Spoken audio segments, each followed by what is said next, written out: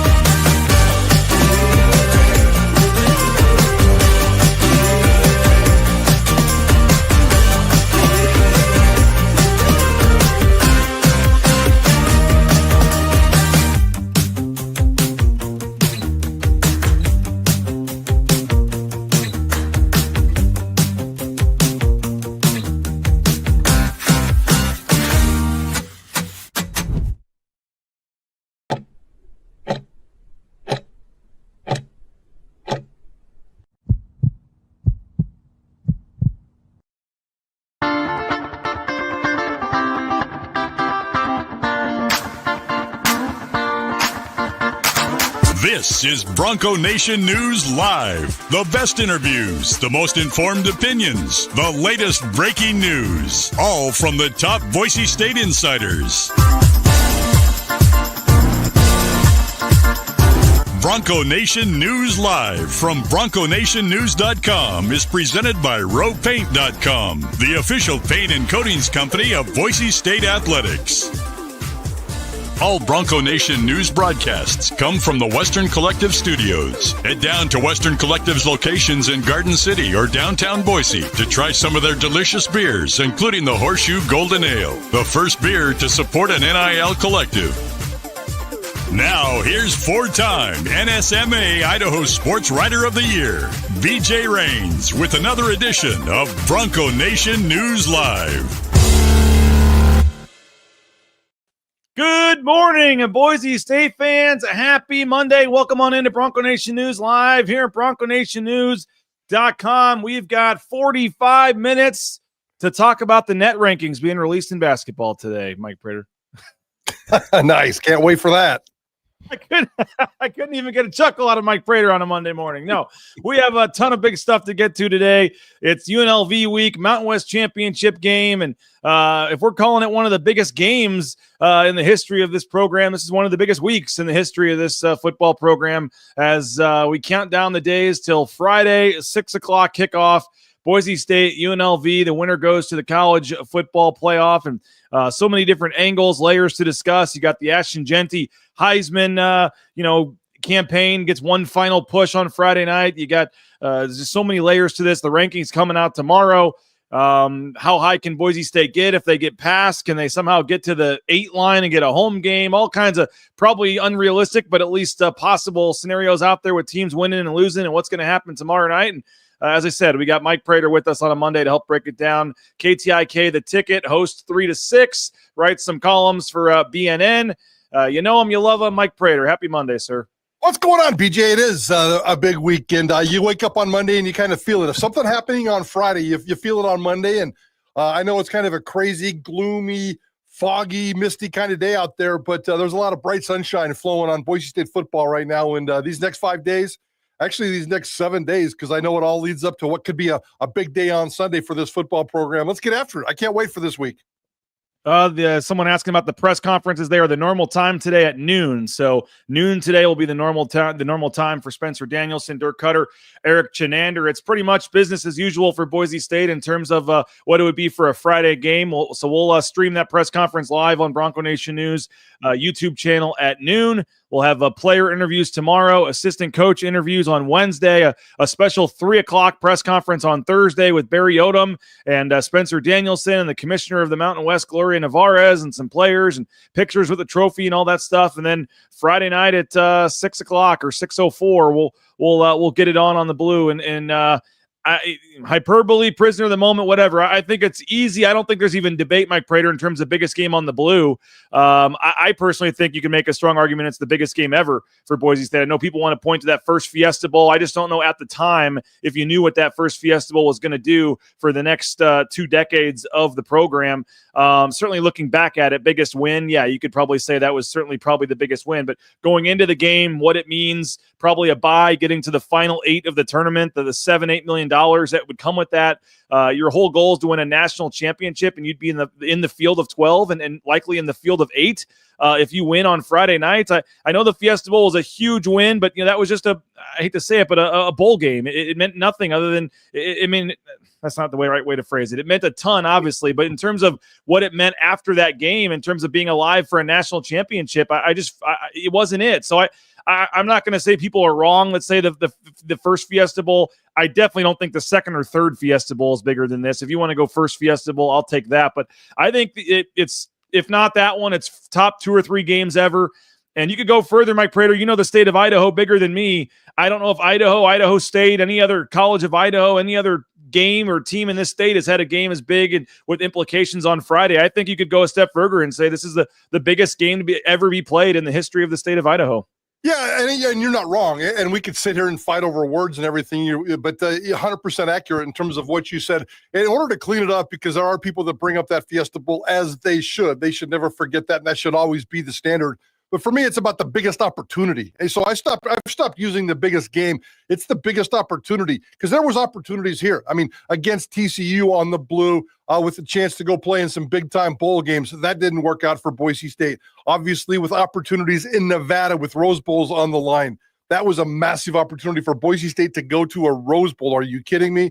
So that was an opportunity that didn't quite work out. The Fiesta Bowl was a great opportunity at the time, but I think we had our head in the sand with just so much happiness that Boise State was going to play Oklahoma in a Fiesta Bowl that we never really talked about the opportunity going in. We just kind of went in thinking, I hope this works out. We're kind of clenching our fingernails, and then all of a sudden Boise State wins that game, and it is the biggest victory, the biggest game in Boise State history. So I'm going to spend this week just talking about the biggest opportunity. This is bigger than a Fiesta Bowl in terms of an opportunity. This is bigger than a Rose Bowl or any other kind of CFP, BCS nonsense that Boise State's chased in the past. So the opportunity is amazing. You throw in the Heisman, you throw in the CFP, you throw in the seed, you throw in the cash, and it's clean cut. Winner takes all. It's a beautiful opportunity. It's the biggest opportunity in Boise State football, and it's probably, as you said, I never thought of it this way, statewide, it's the biggest opportunity for any sporting event in this state. I know Boise State's played for a couple of national championships. Idaho State's played for a couple, or at least one national championship. But CSI basketball's won national championships. Those were great moments. Those were great games. This is the biggest opportunity.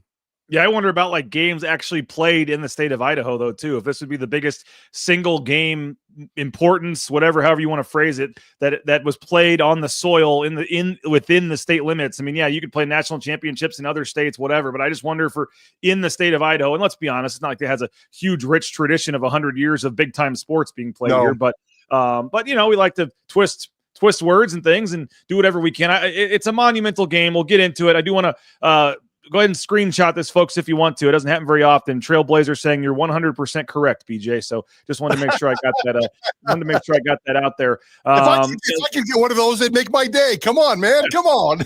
Steve says the Fiesta Bowl broke the ceiling for the other group of 5 teams, which it did. Well, come on. Utah went to the Fiesta Bowl a couple years before that and won. Now, the dramatics of Boise State's victory, completely unprecedented all over the place, but it didn't break the ceiling. I'm going to fight over that one. No doubt. But we got here based on the, let's go back before we go forward, the 34-18 win over Oregon State on Friday for Boise State. And it was a fun day. It was a little cold, Mike Prater, but it was sunny. It was bright. It was perfect. The crowd was full and into it. And I thought for a final regular season game, I know the stats don't necessarily show it in some areas. I thought there was progress for Boise State, and Brad Bedell and Kent Riddle both talked about that on the post-game show. Like the other couple games maybe weren't quite as pretty. This one, maybe the final margin doesn't look as pretty. Some of the individual Maddox Madsen passing stats maybe don't look quite as pretty. But in just the feeling leaving that game, I think is better than the previous couple games, because Boise State dominated that game. I mean, if not for that Ashton Jeanty fumble at the 10-yard line, you're up 21-0. You look at some of the other stats as well. I mean, I never thought Boise State was not in control of that game, and they kind of messed around in the second half a little bit and let Oregon State close the gap. But I thought leaving that game, I felt personally better about Boise State than I had the previous couple of games. Yeah, I didn't feel worse, and Boise State has played games where you leave going, I'm not sure how I feel about that victory or whatever. But yeah, Boise State did what it had to do. You're right. They were never in, Oregon State never was a serious threat, at least in my opinion, anytime during that football game. Boise State's kind of what it is over the last month. They've been kind of very consistent, and that's good, but it's also bad because it's not great football. They're not playing their best football right now, and that scares me a lot. Outside of that 42-7 run against San Jose State for a month, this football team has just been doing enough, and that's okay. It's November, it's crunch time. Now it's December, and crunch time becomes even more critical. Watching the UNLV game the other night, I thought that they played pretty well, but they didn't play great all consistently the entire game.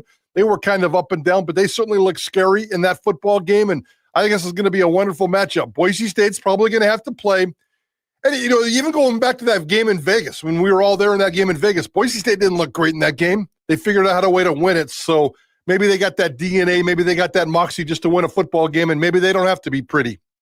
Maddox Madsen, I thought, was better than his numbers showed. 17 of 33 passing. That might be the most relatable, I guess, to what you saw versus the stats. I mean, he had a couple of really nice passes. Cam Camper dropped in touchdown, tried to one-hand another one on a perfect throw. Austin Bolt dropped one. There was a couple other drops. I mean, I thought overall, if one of those Maddox Madsen to Capel or Camper passes is complete, all of a sudden he's got 3 touchdowns and 240 yards or whatever, and it's a lot different. But he goes 17 of 33, 195 yards, 2 touchdowns. I know the completion percentage, again, only 52%, but I rewatched the game last night, Mike Prater. I thought he made a lot of really nice throws, and I thought that was an encouraging game, even despite some of the raw numbers for Maddox Madsen.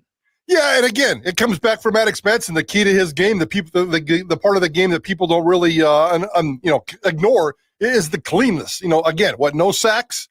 And I was just checking. I don't believe there was a sack. There may have been one, but I think there were 0 sacks, certainly no interceptions. As long as he keeps playing clean football, I don't care if his passing percentage is 45%, 55%, 75%. You keep it clean. You get first downs, and the first down numbers in this game were absolutely there was a lot of them. I mean, how many 28 first downs compared to 13 for Oregon State. So they were moving the ball at times. I got no problem with the way Maddox Madsen played. At this point, he kind of is who he is. He's never going to be great. He's never going to be flashy when it comes to those kinds of stats.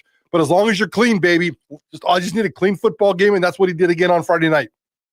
Yeah, and again, wasn't the style points victory that some were hoping for? I'm not even sure they covered the spread. They won by 16. I think it was a little higher than that, but you got through the game, you won, and now that stuff's kind of out the window. The style points and all that. All these teams that keep losing, it's just like, as somebody said in there, just win, baby, at this point, and that's certainly going to be the case on Friday night. And we'll get into UNLV and the matchup, and I got some numbers and all that. But Ashton Jeanty finishing his regular season, 226 yards, had at least 2 20-plus yard runs called back due to penalties. So the numbers could have been even better. But he is now within 341 yards of Barry Sanders' record. He's got 28 rushing touchdowns, over 2,000 yards rushing, 2,200 yards rushing. He continues to kind of push forward here, and that is one of the storylines, side stories, whatever you want to call it. It's not a side story; it's a big story. But one of the secondary, stories to the game itself, and who wins is Ashton Jeanty. And the way it worked out, Travis Hunter sitting at home this weekend, Ashton Jeanty, and in the premier game, I know there's 2 other games on that night on Friday. There's 2 other conference championship games, but they're both group of 5 games. I think 70 to 70. If you're watching a college football game and you're not a fan of one of the other 4 teams playing, I would guess 75 to 80% are watching the Boise State UNLV game on Fox. They're going to have a massive TV audience, massive, at least college football audience on this game. And it's one, I know the Heisman Trophy voting started today. Folks can start today as of right now and go and put their vote into the system, but it's not due, correct me if I'm wrong, Mike Prater, till Sunday or Monday. Ashton Jeanty gets the final say, and it's a long shot. I know it's likely not happening, but he does get the final say here in terms of what he could do Friday night.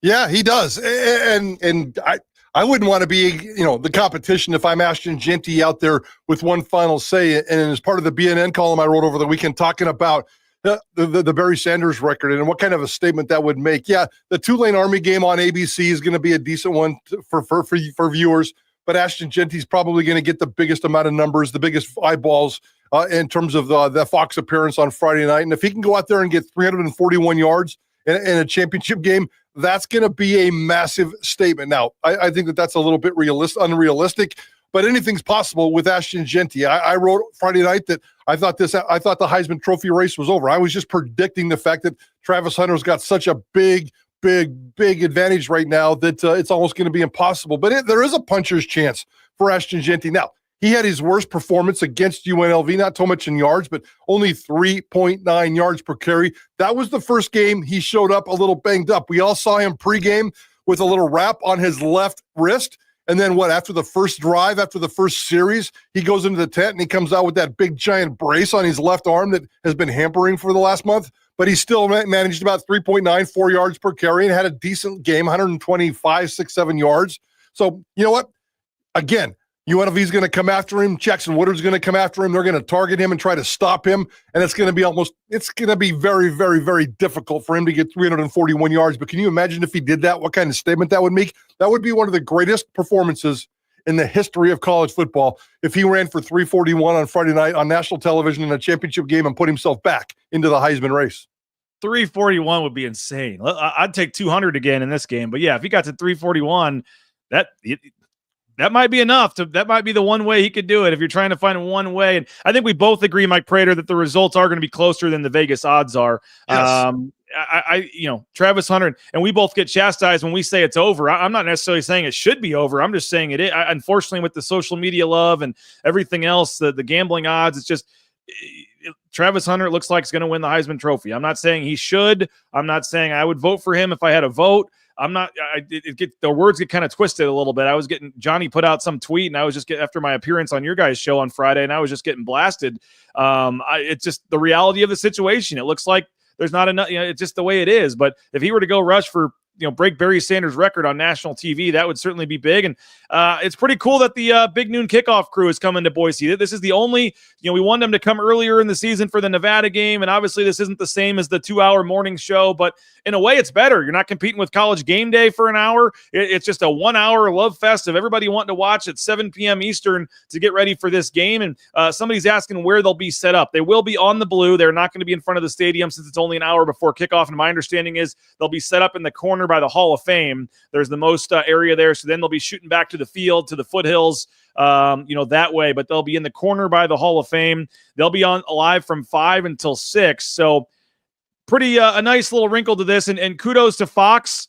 If they have the deal with the Mountain West, and that they could have easily just had Chris Peterson or these guys in the studio and saved a lot of money, whatever. But this is the only conference championship game that Fox has this year. They do not have the Big Ten game because that's on CBS. So that's their only conference championship game. I'm sure a good chunk of that show, they'll be previewing all the other games. We're not just going to talk about Boise State for an hour, but it's a pretty cool deal and adds a layer to this, and certainly doesn't help the Ashton Jeanty hype train that these guys are going to be watching him from the sidelines on Friday night. Oh, I think it's going to be awesome. I think it's really, really cool. So I thought that was a pretty awesome announcement over the weekend. We're going to try to, I know you're probably going to try to get into this a little bit. We've put out some interview requests and trying to get some of those guys, and it'll be a lot of fun. It does add another cool element, and that's never really happened. Obviously, ESPN's College Game Day was here early in the morning from the middle of the blue turf. Big, giant crowd, but this is going to be right up until that game time, and it's going to be really cool. And I was told as well that was going to be where they're going to be located. The only thing about that is there probably won't be any fans behind them, but you're going to be able to see the blue. You're going to be able to see the foothills. You're going to be able to see the Blameyer complex, and it's going to be a really cool visual, just in terms of crowds and getting people involved. There'll be some fans roaming around an hour before the game right there. So I think it's going to be really cool. Idaho Sports Talk is going to try to do its show. Well, we're doing our show from the stadium as well on Friday from 3 to 5. We're warming up the Fox crew, and I know you're going to have your pregame show right there in the same area. It's going to be festive, BJ. There's going to be a lot of fun, and I hope people are getting Friday off. Take the day off. Write a note to your boss. Write a note to your family.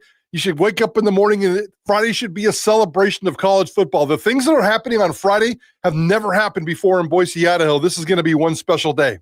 Yeah, and I hate to say we're going to be competing against each other on Friday, but we will, Mike Prater. BNN will be live on the Blue as well at 3 o'clock on Friday. So we're going to have Brad Bedell, Kent Riddle in the stadium on the Blue, Winston Venable, Jerron Johnson, a lot of other former players are going to be in town stopping by. It's going to be awesome. A lot of interviews, a lot of things that you'll be having. So hopefully folks will go back and forth and listen to your show and watch part of our show and go back and forth. But we have to be from inside the stadium. We have to be off the air. And I didn't really want to compete with Fox anyway, but we have to be off the air when the Fox show goes on we have to be off about 4:45. So we're going to start our pregame show at 3 o'clock. We will be on the Blue on Friday. So hopefully folks will, like I said, go back and forth. I'm sure Jay Tust will have a pregame show as well. We'll have ours. KTIK will be live. So you'll have all kinds of places and ways to get ready for this game on Friday night. And I think the whole, big noon kickoff group being in town is going to be really cool. I would assume usually the day before they come,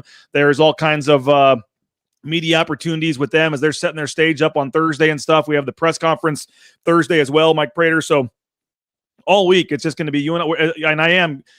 We've got various guests different days talking UNLV, and we've reached out to, as I'm sure you have as well, Brock Heward and Jason Benetti on the call, and Matt Leiner and some of the other folks. So we're all trying to do, but it's going to be, if you're a Boise State fan, Friday at 6 o'clock, man, it's going to be a long week to get to Friday at 6 o'clock, but it's going to be a fun week and a lot going on. And as we said, it is the biggest, one of the I don't think you can be wrong if you say one of the biggest. Nobody can argue with that. Games in the history of this football program, and you think what's on the line now for UNLV too, with Tulane losing, it just added another layer to this, Mike Prater, where UNLV comes up here, and if they win, they're going to the playoff too.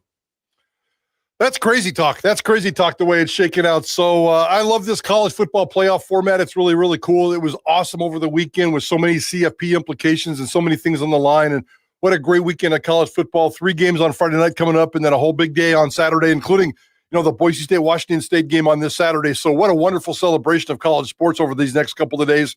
And if Boise State wins on Friday, then there's going to be the big campus celebration and watch party on Sunday. And I know we got some tentative plans to all be involved in that as well. So what a cool 2 or 3 days.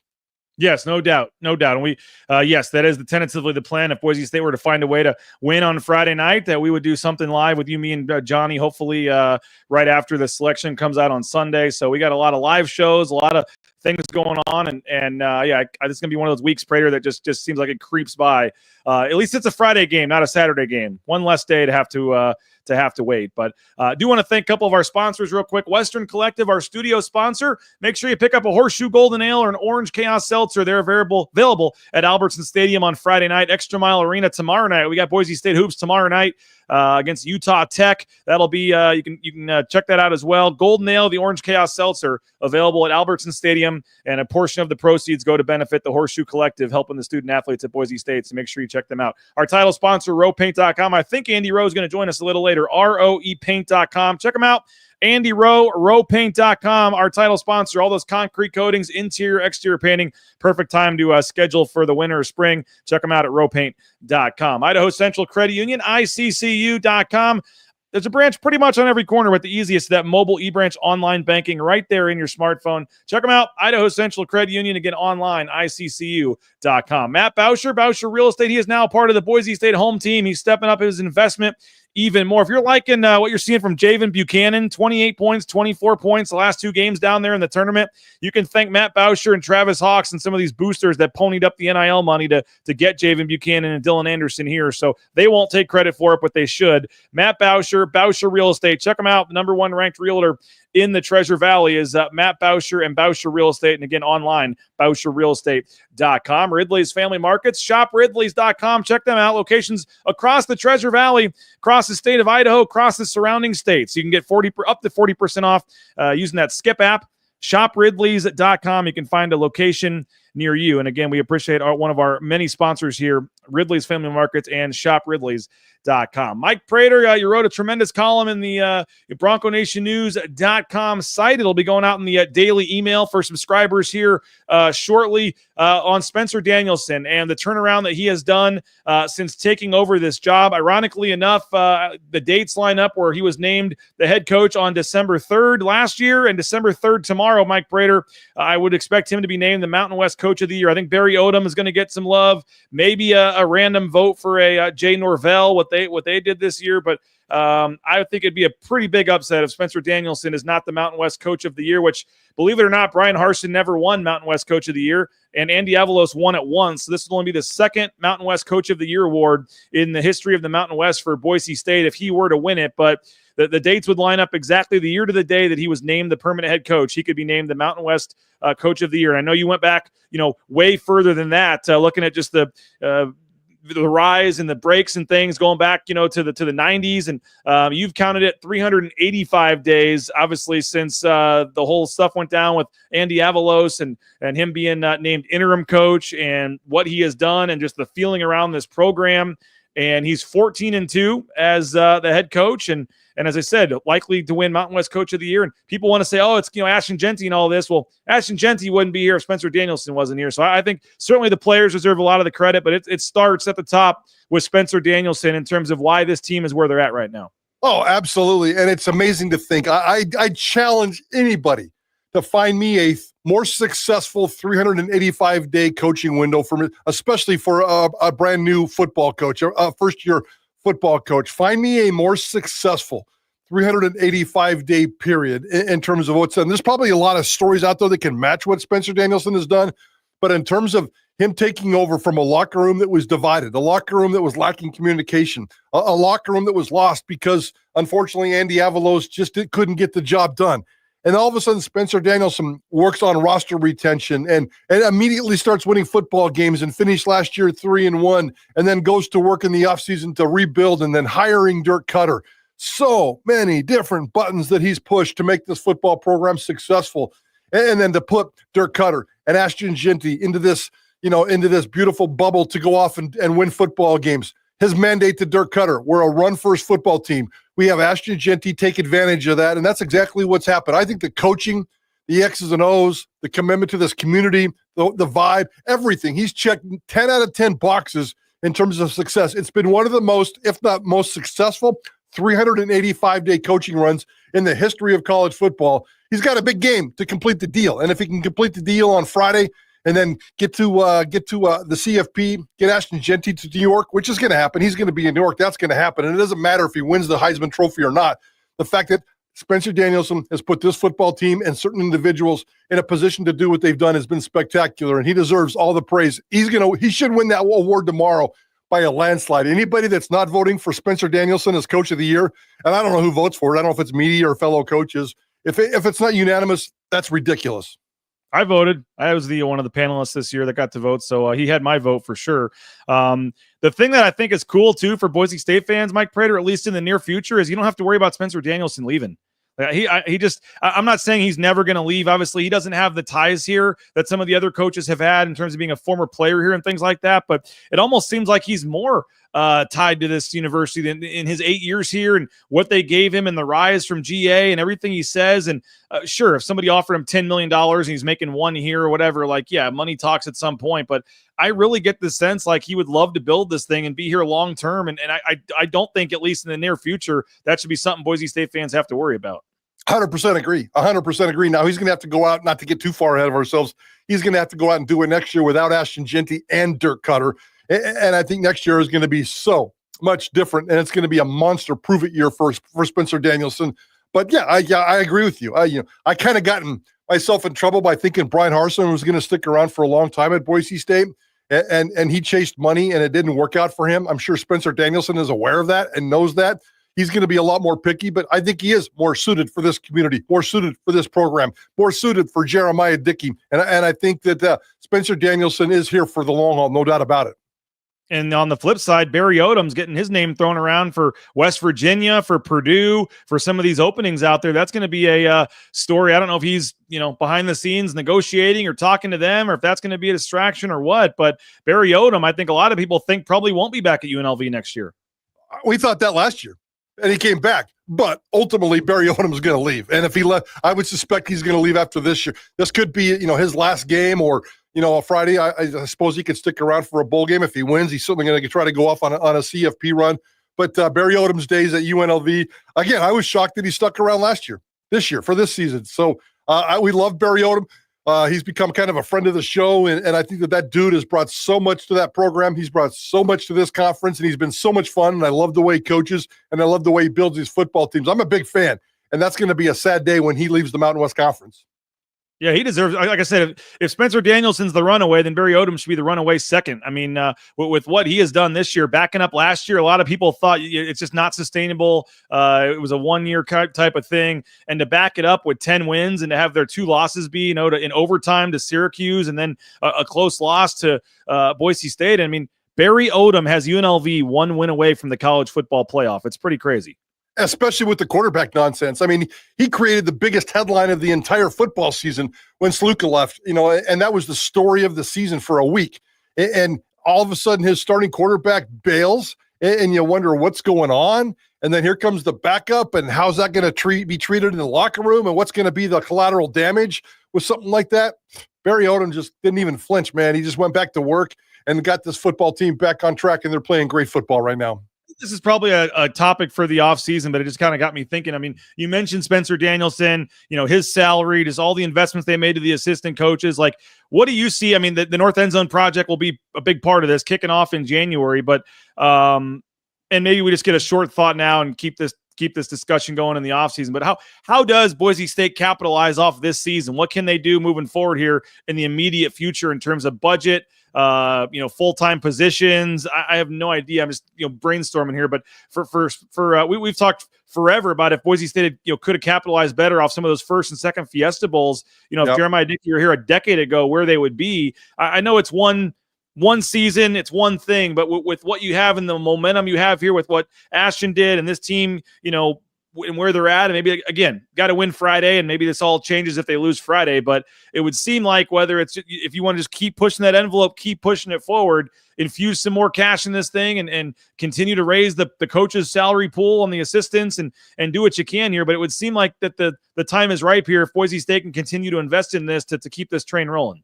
Yeah, and I hate to give you this answer, but I kind of just have to keep doing what they're doing, because I think they're doing a pretty good job of that stuff. And you're right, it's time to jump, it's time to capitalize. But this offseason is going to be so weird in terms of the new rules.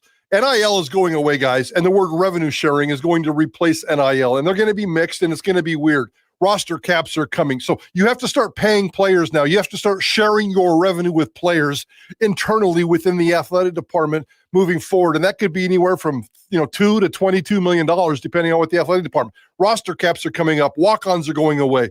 Right now, Boise State gets 85 scholarship guys and 115 football players. Next year, they're going to get 105. That's the cap, and they have to pay them all. They're going to have to just do a lot of work just to keep up that way, BJ. No doubt about it. What did you make? And again, I want another topic for later, but probably a fair question since they brought it up twice on the broadcast. I went back and listened to it. But speaking of assistant coaches, Nate Potter kind of got leaked that he might be the next guy, or at least Dirk Ketter said he believes he's ready to take the reins. The first reference was kind of a little bit vague and not official. It was kind of like he expects him to or wants him to. And then the second time he said he's ready to hand off the reins or something to Nate Potter. I don't think that's a huge surprise to any of us. We all thought it would be either Matt Miller or Nate Potter. I know I talked on your guys' show on Friday just about his lack of QB experience, what that would be, and if they'd go find a quarterback coach or what it would be. But what do you make of Tim Brando? And I know sometimes those guys get stuff they're supposed to say, not supposed to say, and who knows if he slipped or if Dirk Cutter said the wrong thing or what came out. But it sounded like, based on the broadcast, that the plan is in motion for Nate Potter, who sits right next to Dirk Cutter in the box on game day to take over as the next OC. Yeah, that's a big one. That's a big one. I mean, in Spencer Danielson, we trust, right? But that's a curious one. We know that Dirk Cutter's gone. We've reported that on Sports Talk several times, and I know you've brought that up as well. But Dirk Cutter's gone. That's not going to barring one more change of mind, and I suppose anything's possible. But at this point, Dirk Cutter is 100% gone. And in terms of, there's a reason why Nate Potter is attached to Dirk Cutter's hip, whether it's in the press box during a game, whether it's in practice. Grooming is probably not the right word, but Dirk Cutter is mentoring, maybe is a better word in terms of that kind of stuff. And if Dirk Cutter believes in that, if Spencer Danielson believes in that, that's pretty strong endorsement. I'm not sure. I mean, I got some curiosities about that just in terms of the experience and the vibe that you get from Nate Potter. Great dude. But an offensive lineman, local dude. I'm not sure how much of a play calling experience he has. Well, he has a little bit, but what kind of creativity does he have? I think it's going to be a completely different team next year, maybe even more of a passing team, maybe Malachi Nelson if he stays. And then don't forget, guys, the transfer portal opens up, I believe, a week from today. So we're going to be a week from today, we're going to be having a completely different conversation about a whole bunch of other stuff as well. So it's going to be different. I'm a little bit cautious about that one, a little bit curious about that one, but yeah, we'll see how that one plays out. But Dirk Cutter's gone, and who's going to be Boise State's offensive coordinator next year? I don't know. Who's going to be Boise State's quarterback developer? Because that guy's not on the staff right now. In terms of Malachi Nelson or Maddox Madsen, he's not on the staff right now. Yeah, two interesting. I don't know if you saw this one over the weekend, but Deontay Thornton, a backup corner, announcing that he's transferring. Why would you not wait till after the championship game? I don't know. I don't know. Ring. I mean, even if you transfer, you stay for the championship game. I think you at least get a ring or get to be part of that with your teammates. I thought that was a very odd timing for Deontay Thornton now to say he's transferring, and maybe that was something where he already talked to the coaches and he is sticking around, but he is transferring after the season. I don't know. Very odd thing there. I thought that was very odd. And then they've lost three recruits to Power 4 schools within the last week. They lose a quarterback to Georgia, a running back to Missouri, and then a edge rusher, I believe, a defensive player to USC. I assume it's just cash and NIL money, and they're coming in with bigger offers. But with the success that Boise State is having going to the college football playoff, and if you're a running back and you're seeing what Ashton Jeanty is doing, maybe winning the Heisman, just kind of a weird couple of days losing some recruits. Maybe that's just the new age of college football, like I said, with the money that's probably getting thrown at that quarterback from Georgia and Mizzou and all this, and they're tripling the NIL because don't forget, Spencer Danielson doesn't promise you a penny as a freshman, and maybe that's eventually going to come back to really bite them in this, but a little odd to lose 3 recruits when you're pushing forward for a top 10 ranking this week. Yeah, it really is. It really is. And I don't think Spencer Danielson's going to lose an ounce of sleep over any of them. He's been very open in public in terms of, the comment about, I'm not going to give an incoming freshman. He didn't say I'm not going to give an incoming freshman money, but, you got to come in and earn it. We're not going to give you a bag of cash just to come here. You've got to earn it. And I respect that. And Spencer Danielson, on top of that, has said several times in press conferences that you've been there, BJ, where he said, you know what, if he doesn't come here, that's great. There's a million different places to go play college football. We're different. And I need different people to come to Boise State. So when somebody leaves Boise State, I don't think Spencer Danielson even bats an eye. I don't think he goes, crap, I lost that quarterback. It's like his mind is, well, apparently he wasn't a good fit for us anyway. Let's go get next. And that's kind of how Spencer Danielson responds to that kind of stuff. And if there's guys out there chasing money and making decisions based on money, you probably don't want to come play for Spencer Danielson anyway. And they went and got Cam Camper in the transfer portal, and they went and got, Banks and Irby and some of these guys. So, I mean, the way it is now, you can go get a guy somewhere and find a way to plug holes, I guess, if you need to. And that's certainly there will be a lot of them, and we'll talk about that moving forward. I do want to spin this forward with you for the final 5 minutes and talk about this UNLV matchup, Mike Prater. But first, I want to thank a couple more sponsors real quick. Snake River Pool and Spa, Patio and Game. Check them out, thespateam.com. Snake River Pool and Spa.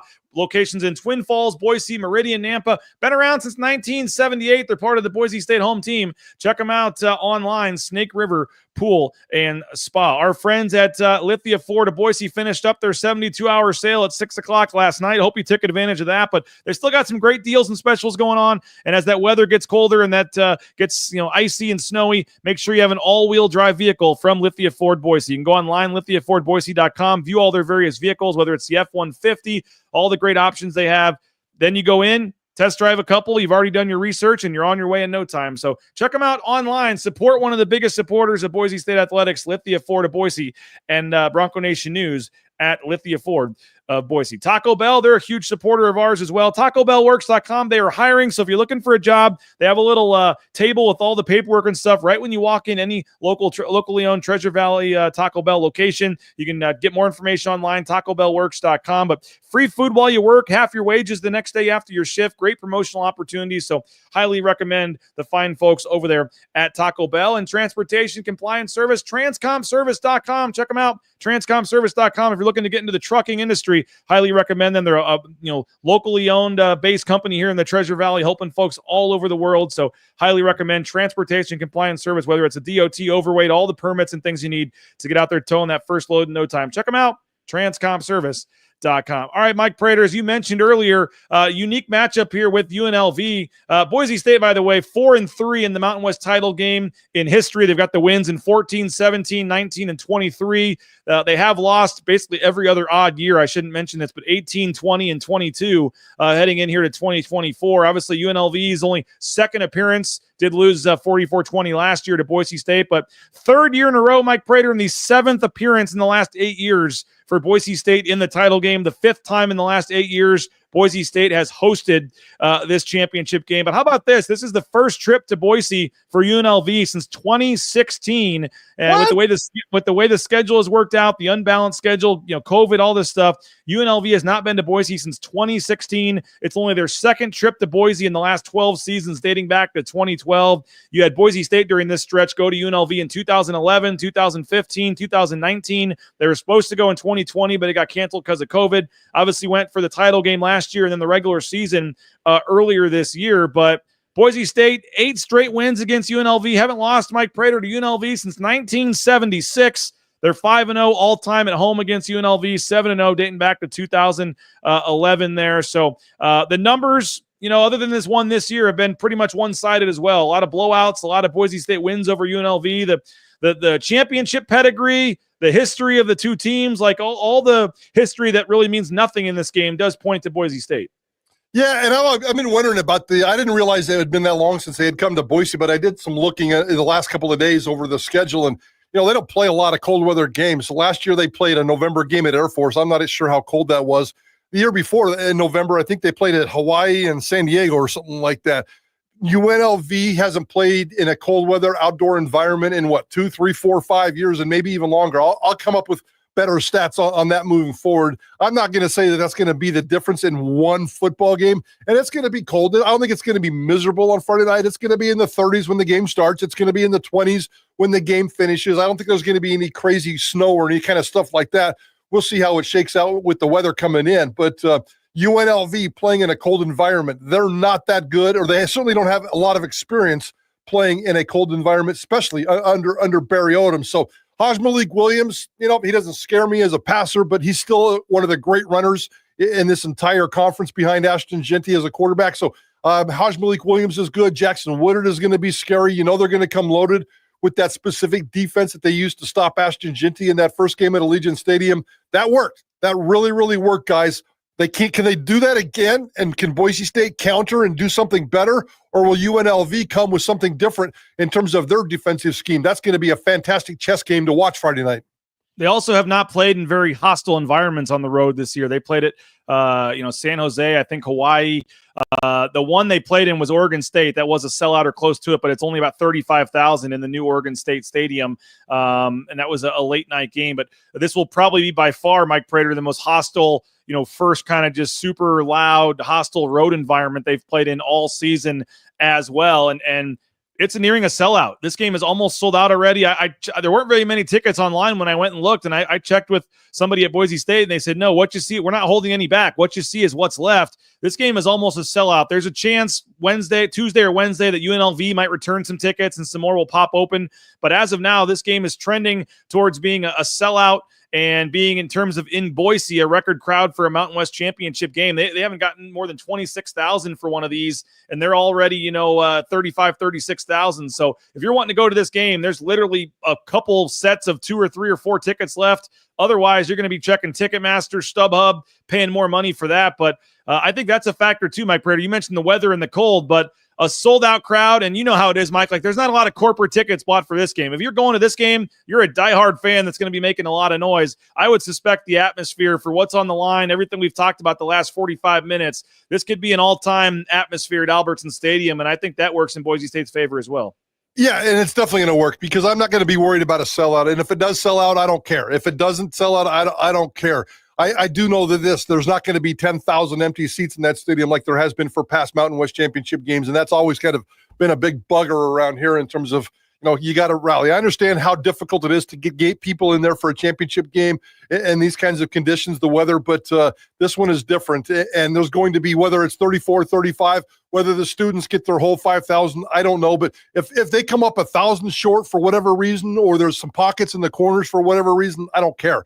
It's going to be the most festive championship environment in the history of that stadium, and it's going to be loud. It's going to be different. It's going to play a role in this football game because, as you said, UNLV has not played in anywhere crazy. They have not played anywhere in terms of the weather, the elements, everything but the X's and O's favors Boise State in this game. And I'm not saying the X's and O's don't, but UNLV will have a say in that. The rest of it, they're going to have to battle hard, and it's all advantage Boise State. So I like that setup going into this game on Friday. Well, we bring in our man Andy Rowe here, and he's gonna. We'll share one thought before we say bye to Mike Prater here, as he gets ready for Idaho Sports Talk. But Andy, first of all, how you doing, sir? Doing great. How you guys doing this morning? We're doing great. You become one of my favorite follows on Twitter, by the way. I just love your snark and some of your comments and things. It really is awesome. We need to have a daily segment where we just pull one of your tweets or something. But Mike, we can get both your take on this, but Mike, as we kind of say goodbye to you, just your final thoughts on this matchup, and not necessarily asking you to predict on a Monday what you think happens, but only a 3.5-point spread in this game. I don't know what Boise State fans did to Brett McMurphy. He just seems to be really against Boise State for whatever reason, but he has predicted in his bracket projections this week that UNLV will win the game, which again, 3.5-point favorite, you're not going on a huge limb there, but just what is your, it's been such a special season. It's all set up, but you got to win on Friday. What's just your final on a Monday, your final thoughts here on this matchup? Yeah, first of all, the line, I hadn't seen that. When it opened on Friday night or Saturday morning at our boys at Circa, it was 6.5. So if it's dropped from 6.5 to 3.5, that's a very interesting number. Certainly, I thought it would drop when it was first announced by Circa. That was the biggest favorite of all the championship games, and you knew it was going to move, but go from 6.5 on Friday night or Saturday morning to 3.5 today, that's a big number, and it always makes my brain twist and be curious as to why. What do the smart people down in the desert think here? But I think all that we just talked about, all the different advantages for Boise State, all the different the weather, the crowd, all the different intangibles. They're going to favor Boise State in this game, but it's going to come down to really Jackson Woodard and Ashton Jeanty. And if Ashton Jeanty can be more effective than he was in that first game in Vegas, and I think this is one of those tough environments that Ashton Jeanty can thrive in. Not that Jackson Woodard can't, and it's going to take more than Jackson Woodard to stop Ashton Jeanty, but I just like the way Ashton Jeanty's been playing lately. I think he's so motivated and got that internal drive. It's almost like he's putting an entire community on his back right now. He seems to be healthier. That left arm doesn't seem to be much of an issue. He's got a little bit of an ankle tweak right there, but he's been beat up for a month, and he's still gutting and grinding and doing things. Ashton Jeanty's the difference in this football game. And I'm going to say this, but I don't want to get people's hopes up too much, Mike Prater. I'm not saying he is playing. I'm not saying maybe it's even 50-50 at this point, but just to respond to Wild Bill's tweet here about Tubner likely being out, my understanding is this guy is working 24/7, doing everything, if at all possible. I would say the chance is not zero. It is greater than zero. I'm not saying it's 50-50. I'm not saying he's playing. It's got to make sense, and it's got to be a situation where he's helping the team, not hurting the team. but I think there is a chance, might be 2%, but there is a chance, and he is working hard behind the scenes, that Alexander Tubner could somehow see the field on Friday, and that would be an emotional boost, if nothing else, Mike Prater. In this game, in that matchup, with the way Malik Williams plays football and the way Ricky White, they got so many different weapons. I don't need Alexander Tubner back in pass coverage. I need Alexander Tubner to be a spy all over Malik Williams. I need him to be the tackling machine that he is. I'll take 70% of Alexander Tubner. I think it's critical that he's on the field for this game on Saturday night or Friday night, and I hope he's better. I don't have any inside information either. Sounds like you got a little bit better than I. I hope he can come back. This is the kind of X's and O's matchup where Boise State needs Alexander Tubner. Yeah, and I would still probably say, if I had to guess, he doesn't play. But I do know that it's not zero. He is working as hard as he can, and if there is any way for him to get out there, even in limited snaps, he is going to try to do that. He has not been ruled out to this point that I know of for this game on Friday night. So with that said, it's a good sign that he'll likely be back for the playoff, I would think, in a couple weeks, which is a big news, or the bowl game, whatever happens. But Andy, any parting words for your friend Mike Prater here? Oh, I absolutely have parting words for my friend Mike Prater. Did you hear what he said about 2006 Utah? Now, you are correct. Utah was the one that broke that ceiling first. But remember, in 2004, there was a little up-and-coming team behind Utah that also ran the table and was undefeated. So Boise State was on its way, but Utah was definitely the first one to do it with Alex Smith. And, man, that was a powerful team. That was cool. Yeah, and the only phrase that I took exception to is breaking the ceiling, because I think Boise State was the leader in everything else. I mean, Utah broke the ceiling, and then Boise State a couple of years later just bull rushed through it and made it so much better and so much different. Utah's victory over Pittsburgh was nothing. Nobody remembers that. That's kind of why that doesn't come up. But yeah, Utah definitely broke the ceiling, but Boise State just smashed everything else. So those were both back-to-back important moments for the Group of Five, and probably set the standard for why we're having the conversation we're having right now. Boise State, UNLV, whoever it is, somebody's going to be able to compete for a national championship. It's taken us 20 years to get here, guys. Let's enjoy this wonderful week.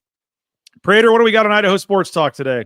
We're going to just a lot of the same conversations here. We got to spin with Johnny Ballgame, and we got to figure all that kind of stuff out and kind of rehash the weekend, get ready for the rest of the week, chasing the same kind of guests that you are. We'll have press conferences with Cutter and Spencer Danielson and Big Noon Kickoff guys and Brock Heward and all those other guys, and we're going to have a lot of fun this week. So a lot of the same conversations, but let's make it fun and let's make it entertaining, and let's get after it, guys.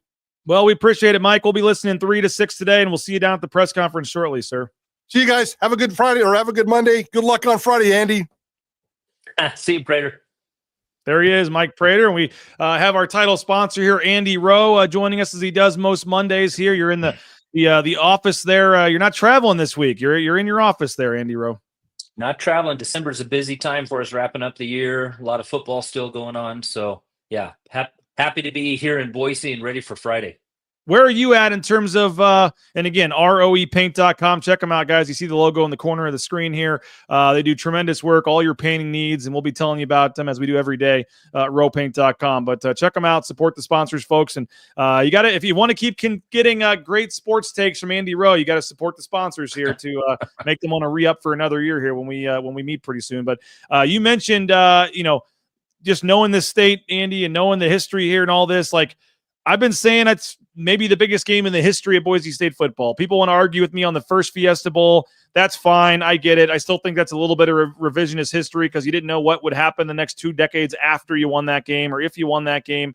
But, I mean, if you want to say that's first, fine. But I don't think the second or third Fiesta Bowls do it for me. They didn't really mean much other than it being a bowl game. You win this game on Friday, you're in the final 8 probably of the biggest tournament there is to win a national championship at the highest level of college football. It means $7 or $8 million, to your school in terms of a couple million for each round.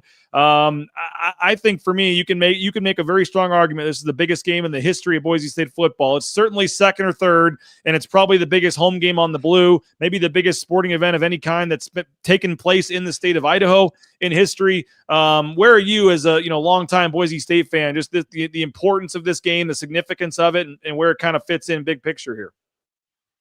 Yeah, I mean, when you talk about biggest game ever, generationally, things change. I can think back to some big games, 94, 95, when we beat Idaho for the first time. At the time, that was such a huge game. The first Fiesta Bowl, I think, is going to take a very long time to supplant that because that was, for Boise breaking through that ceiling. I mean, we were playing Oklahoma. Very few people gave us a chance. Oklahoma easily could have been playing for the national title that year, so that was huge.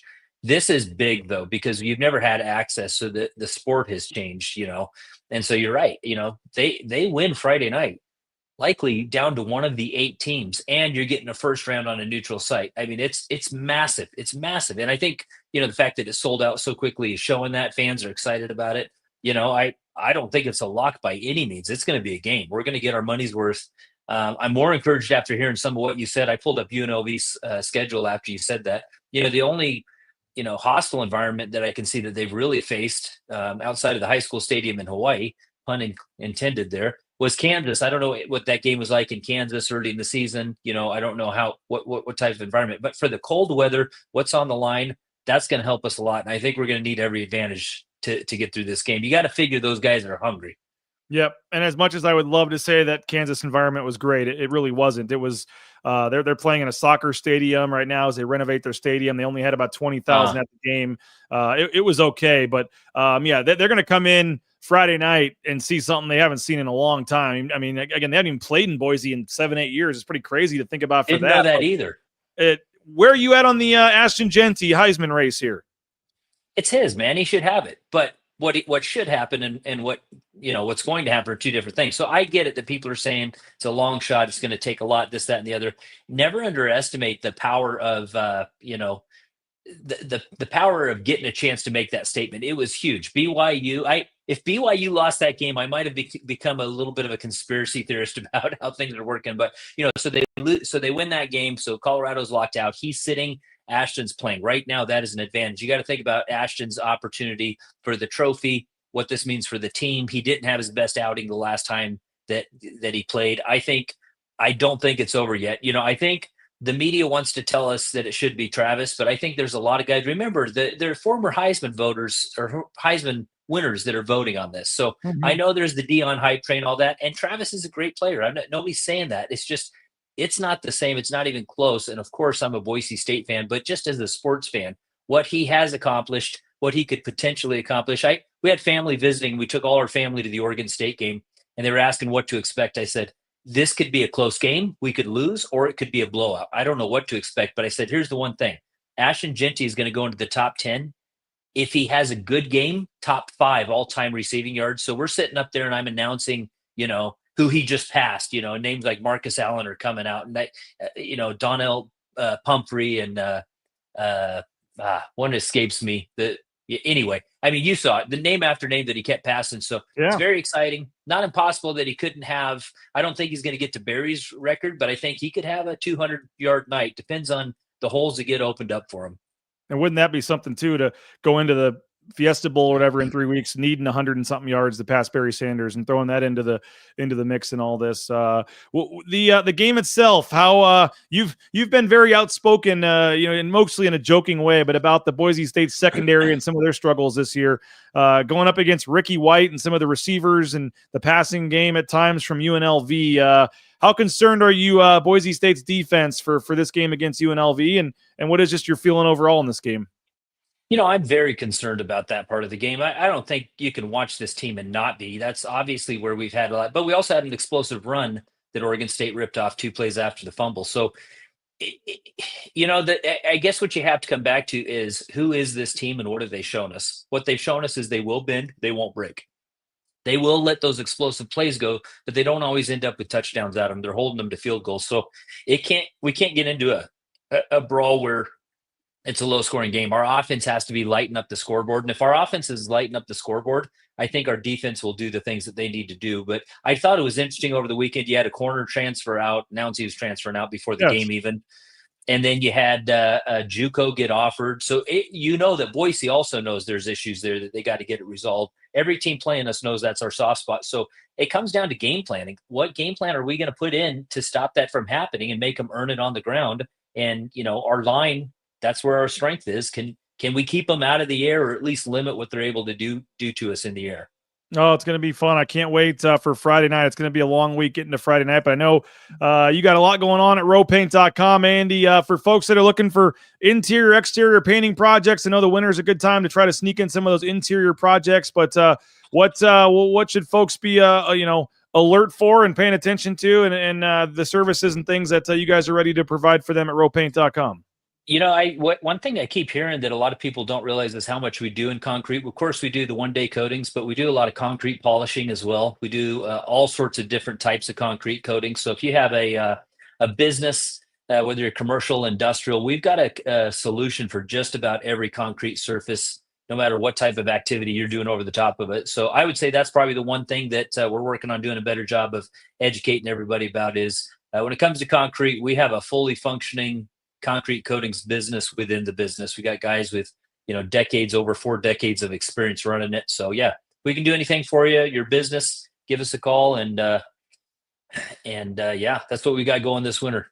ROEpaint.com. Again, 208-991-0567. But I highly recommend visiting the website and get more information on there. And again, the official paint and coatings company at Boise State Athletics have done our back patio, our garage, and at our previous house. And we just absolutely loved it. And they can do the same great work for you guys as well. Check them out, ROEpaint.com, our title sponsor, Andy Rowe. Andy, appreciate your time as always. And hopefully we'll see you Friday night at the game.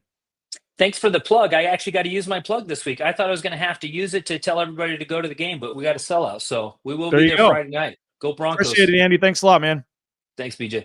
There he is, Andy Rowe, rowpaint.com. We appreciate him for jumping on. Our man Nathan Carroll is going to jump on in just a second. We're going to get Nathan's thoughts on football, but also basketball. The net rankings are out. We'll talk a little bit of basketball with Nathan ahead of the game tomorrow night. So we're keeping the show rolling for a little bit longer. Don't go anywhere. Do want to thank a couple more sponsors. The Blue and Orange Store. Check them out, theblueandorangestore.com. You need some Ashton Jeanty gear? Well, they got it for you at the Blue and Orange Store. Online, theblueandorangestore.com. You can go into the second floor of the Boise Town Square Mall. All the new Ashton Jeanty gear available at the Blue and Orange Store. Coming up in January and February, if Jackson's, if Boise State basketball scores 70 points, which will be happening pretty often probably, considering you're averaging well over 80 points a game, you can get a hot dog and a soda for $2 at Jackson's. $2 for a hot dog and soda at Jackson's. And this Friday night, I know you guys would love to see it. If Ahmed Hassani can get that sack on Friday, you get a 91-cent coffee or fountain drink next Monday at Jackson's. We appreciate Jackson's, one of our sponsors here at Bronco Nation News. Lean Feast, check them out as well. Speaking of food, leanfeastmeridian.com. I am over 18 pounds down now. I think it's 18.2 in the last a while since I started in October, I think it was, but we're approaching 20 pounds down, and a large reason is Lean Feast. Eating healthy, leanfeastmeridian.com. Check them out, 10,000 plus combinations, all the various combinations. I saw, football team, basketball team, they're the Tyson Degenhardt, Ashton Jeanty. They got NIL deals. They got deals with your favorite teams, your favorite players. So get fueled up and eat the same meals that the teams are eating. leanfeastmeridian.com. It's right there at Eagle Road and Ustick and Meridian. They now deliver anywhere in the Treasure Valley. So you can go online, leanfeastmeridian.com, and you don't even have to go into the store. leanfeastmeridian.com. Our friends at mysignatureroofing.com, check them out as well. Signature Roofing, locally owned roofing company, been around for more than 20 years, covering our community is Signature Roofing, and they're sponsoring our speakpipe.com/BNN voice inbox. We're always taking your voicemails, and I believe later this week on Wednesday or Thursday, our man Jaden Finch has created the wheel, and we're going to give away the gift cards to the Blue and Orange Store from Signature Roofing for those that left a post-game voicemail for the last couple of games. We've got a couple gift cards to give away. We'll do that later on this week. But again, Signature Roofing, covering our community for more than 2 decades, whether it's a re-roof, a repair, free inspections, estimates, all that great stuff. They can help you out. Check them out. I don't know if the inspections are free. The estimates are free. Check them out, mysignatureroofing.com. And again, get a voicemail in at speakpipe.com/BNN. We'll play it on the air, and we're giving away gift cards for some of the better ones, and that is from Signature Roofing, covering our community. Quick update on Riley and Rid. That show is going to be Wednesday at 6:30 this week with the basketball game tomorrow night. Riley and Rid typically is tomorrow. That is going to be Wednesday at 6:30. Riley and Rid live from the James Kitchen and Bar, and that will lead into Ball Talk with Johnny and Sanford at 8. So 6:30 for Riley and Ritt on Wednesday, 8 o'clock for Ball Talk on Wednesday.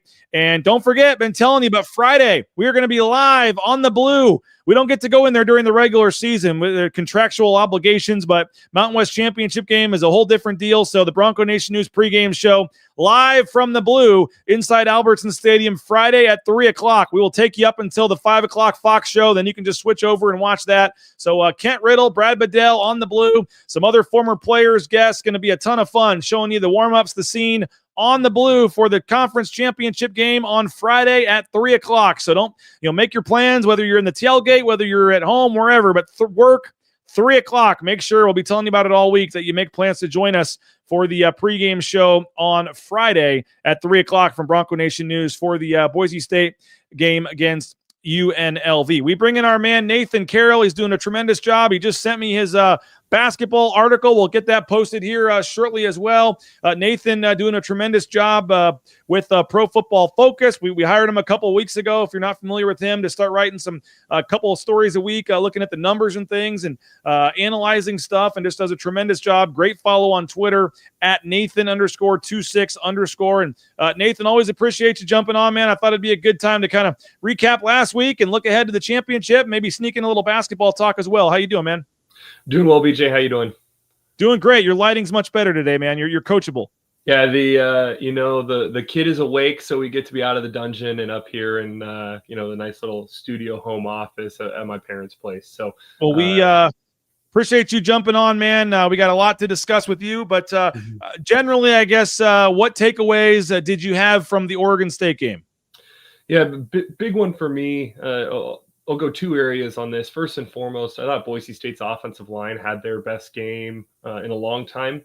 Oregon State's defensive line is not great. They're near the bottom of the nation in sacks. So we went into that game expecting Boise State's offensive line to play really well, and credit to them, they did. I thought Roger Carrion was really good, obviously coming back from injury.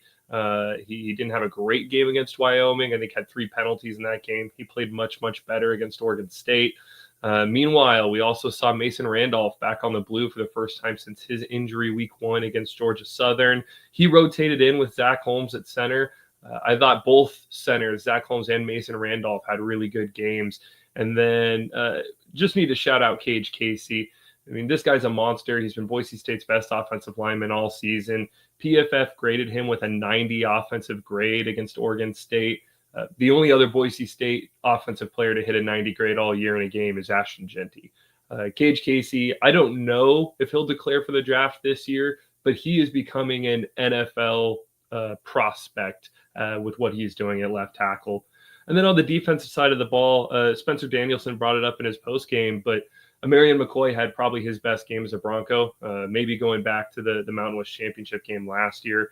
Finished with an 83 coverage grade, was targeted 13 times and only gave up 5 receptions. Did have the touchdown that he gave up, but by and large, I thought Marion McCoy bounced back in a big way after a pretty poor Wyoming game. So those are my big takeaways from the Boise State game against Oregon State. And I know it's early in the week, but what's your initial thought on this, how the matchups and the numbers look Friday against UNLV? Yeah, we saw it once already this year down in Las Vegas, and Boise State was a slightly better team and came out with a 5-point win. One of the things I talked about in my preview article before that game, UNLV is really, really good in special teams. They force turnovers. They do the little things that well-coached teams do to try to create an extra possession to try to steal a score. And I thought Boise State did a really good job in that game of limiting special teams opportunities, limiting turnovers, and more than likely Friday will come down to that again. My numbers have Boise State as about a 5 to 6 point favorite, right? It's very similar to what we saw down in Las Vegas. If you think of a punt return score or a blocked kick or an interception as stealing a score, I think there's a chance UNLV comes out with it. So I think by and large, Boise State just needs to continue to build on these last couple of weeks, particularly on the offensive line, playing a lot better. I thought the first UNLV game was Boise State's worst performance on the offensive line. I thought UNLV's defensive front did a really nice job.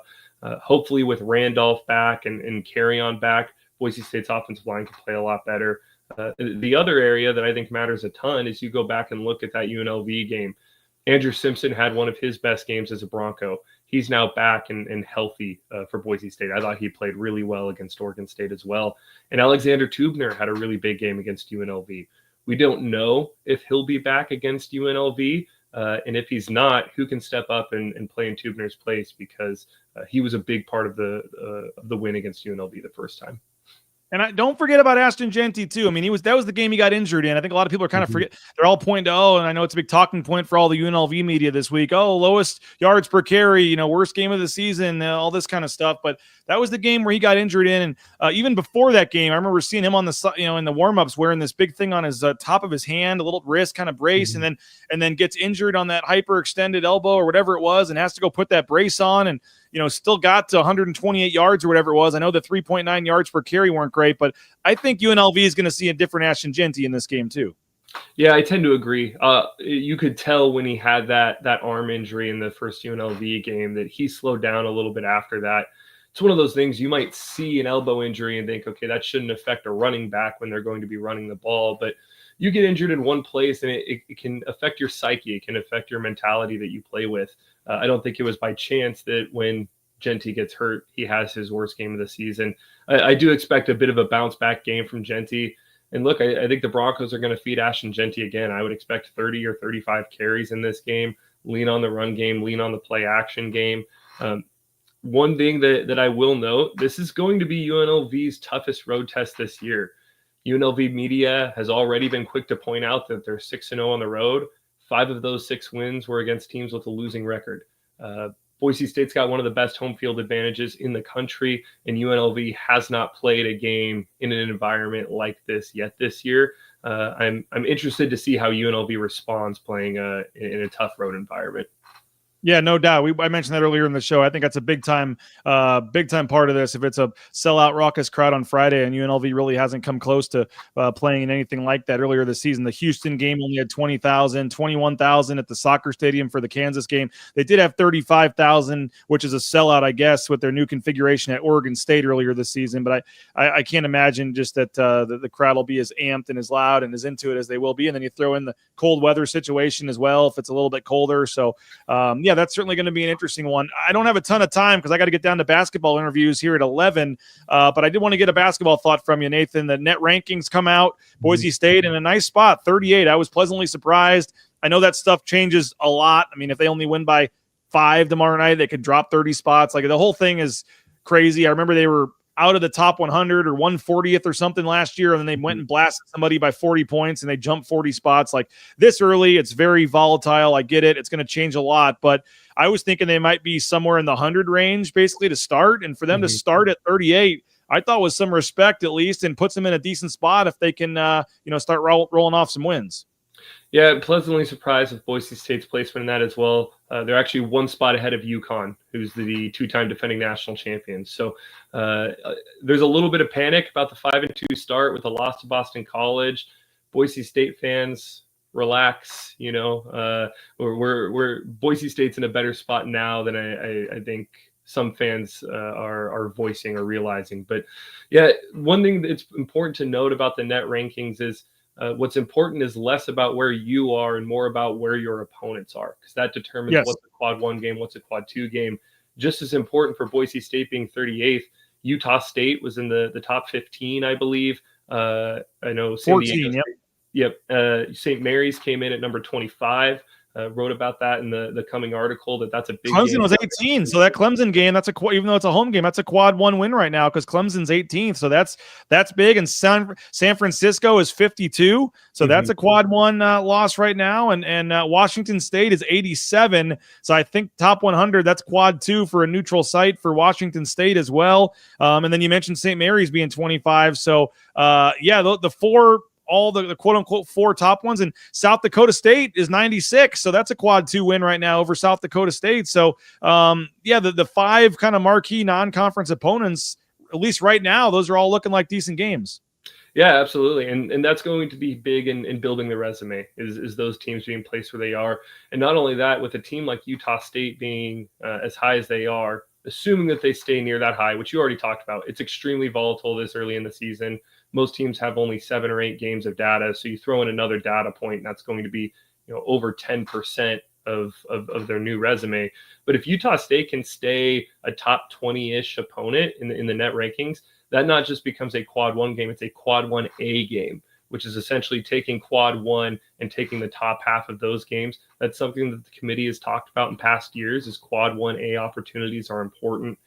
So big opportunities ahead for Boise State on the basketball front. I think this team is fine. You'll read about it in my article, but there's a few small tweaks that need to be made for this team to get back to the standard we expect for Leon Rice. And I think most of those fixes are extremely realistic to come in the next few weeks. So tomorrow against Utah Tech, a bit of a tune-up game before they take on Washington State and St. Mary's, which will be two of the bigger games for building their resume this year. Yeah, no doubt about it. I'll be very curious to see if Javen Buchanan moves into the starting lineup, if they like what he's doing and keep him there. I mean, I think him over Meadow, him over Anderson, they have some different options there with what they would want to do. He obviously had 28 and 24 points in the last 2 games down there in the Cayman Islands, and so how they continue to build the offense to fit his strengths, I think is going to be big as well. And yeah, Boston College, that was a bummer. Right after they I don't know why they came back and played a game on Black Friday, like 2 days later. That was just really weird.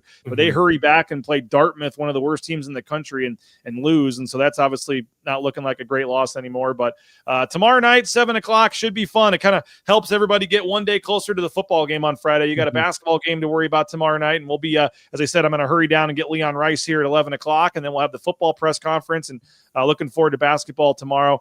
Nathan, really appreciate your time. We'll get that basketball article posted. I know you wrote about Spencer Danielson as well. Maybe in 30 seconds or less, you can give us the take to your Spencer Danielson column and why folks should go read it. Yeah, Spencer Danielson's a special coach. Ashton Jeanty is in conversations to be one of the greatest Broncos of all time, and he's probably not here if it's not for Spencer Danielson. So, as the season goes on, we focus on the players, we focus on the schedule, but now that we're coming to a close on the season, it's time to give Spencer Danielson his flowers. This has been a special season in Boise, and he deserves a ton of the credit for it. Well, appreciate it. Can't wait to read your football preview and look at the numbers in this UNLV game coming up later this week. Appreciate the time and you jumping on, Nathan, and we'll talk to you soon, man. All right. Talk to you soon. Thanks, BJ. There he is. Nathan Carroll does a tremendous job as one of our newest acquisitions here at Bronco Nation News. And before we go any further, I guess we should say happy birthday to the man himself, Ashton Jeanty. Today is Ashton Jeanty's birthday. So happy birthday, Ashton Jeanty. I believe it's the big 21. So big 21st birthday. Could be a big week for Ashton Jeanty, big couple of weeks here. If he can continue to play well Friday and get his team a championship and into the playoff, then who knows next week with the Heisman. But a 21-year-old Ashton Jeanty going maybe to New York the following week for the Heisman trophy ceremony. So good for Ashton Jeanty. Happy birthday to him. And again, that is 21 years old. I believe it's 21 for Ashton Jeanty. One more reminder, the Bronco Nation News pregame show for the Old Trapper Mountain West Football Championship will be live from the Blue inside Albertson Stadium Friday at 3:00. The regular season, we can't get in there for the home games, but Mountain West Championship is a different deal. So the BNN crew will be live from the Blue inside Albertson Stadium, 3:00 on Friday. So 3 hours before kickoff, we'll start the pregame coverage. We'll get you going with interviews, analysis, thoughts, a live look at warm-ups and things. And then at 5:00,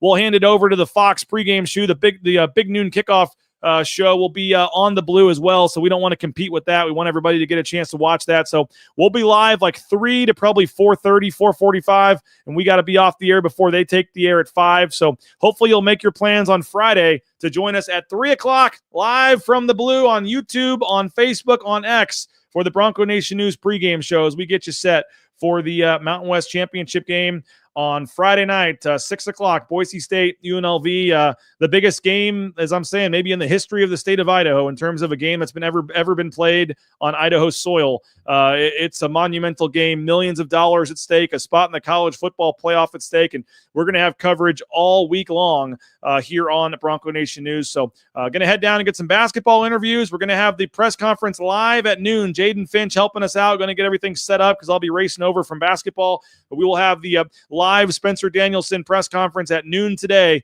as we turn our attention towards the Mountain West Championship game. So come back at noon and join us. We'll have Jay Tuss tomorrow morning. We'll have basketball pregame show tomorrow night with the college football rankings coming out during the show. We'll have postgame show for basketball, Brad Bedell on Wednesday, Johnny Mallory on Thursday. We got both shows, Rid and Riley, and Ball Talk on Wednesday night. And Friday morning, Jay Tust and I, we got you covered every morning. We got you covered in the evenings. It's going to be a fun week as we get you set for the championship game. Boise State hosting UNLV on Friday. So hopefully this is the perfect time for you to jump in with a subscription.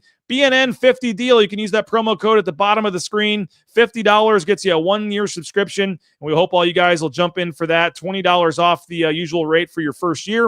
And you can read all of Nathan Carroll's work, Mike Prater's columns, my work. If there was ever a time to jump in and make sure you get your fix of Boise State coverage, it would be right now with a subscription to Bronco Nation News. So appreciate all you guys for checking us out. Thanks to all of our sponsors. Go support all of our great sponsors, including our title sponsor, rowpaint.com. And appreciate you guys. We will talk to you at noon for the press conference. And then Jay Tust and I will be back at 9 a.m. tomorrow. Have a great day. Tell your friends. Subscribe to our YouTube channel. Share our page. Like our page. All that good stuff. And go subscribe if you're able. We'll talk to you a little bit later. Bronco Nation News Live. Counting down 4 days to the Mountain West Championship. UNLV and Boise State.